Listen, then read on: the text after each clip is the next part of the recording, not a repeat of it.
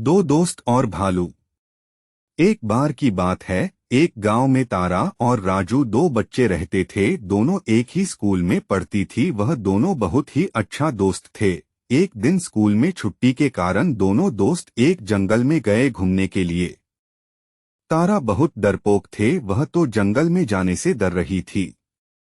मुझे बहुत डर लग रहा है, मैं जंगल की और अंदर नहीं जाऊंगी। तारा की बात सुन के राजू हंसी और कहा, डर किस बात की, मैं तुम्हारे साथ हूँ, डरना नहीं। डरते हुए तारा राजू के साथ जंगल में गया।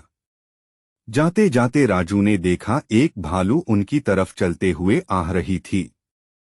राजू बहुत होशियार और चालाक थी। उसने भालू को देखते ही जाकर एक पेड़ में चढ़ गया। तारा ने राजू को कहा, मुझे भी ले चलो, मुझे बहुत डर लगता है। भालू से राजू तारा के बात सुना नहीं, वह फले पेड़ पे जाकर चाद गए।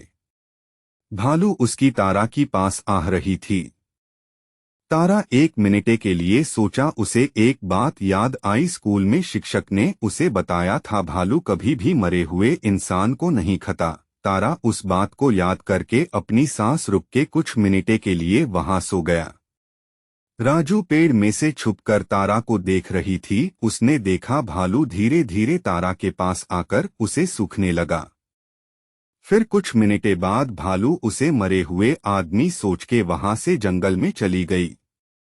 राजू पेड़ के नीचे आकर तारा से पूछा, दोस्त भालू तुम्हारे कान पे काया बोल रही थी। राजू के बात सुन के तारा हंसी और बताए, भालू ने मरे कान पे कहा, तुम्हारे जैसे दोस्त से दूर रहने के लिए, जो मुसीबत में छोड़कर चले जाती है। यह कहकर तारा अपनी घर चला गई। नैतिक शिक्षा, सच्चा दोस्त वही है जो मुसीबत में काम आए।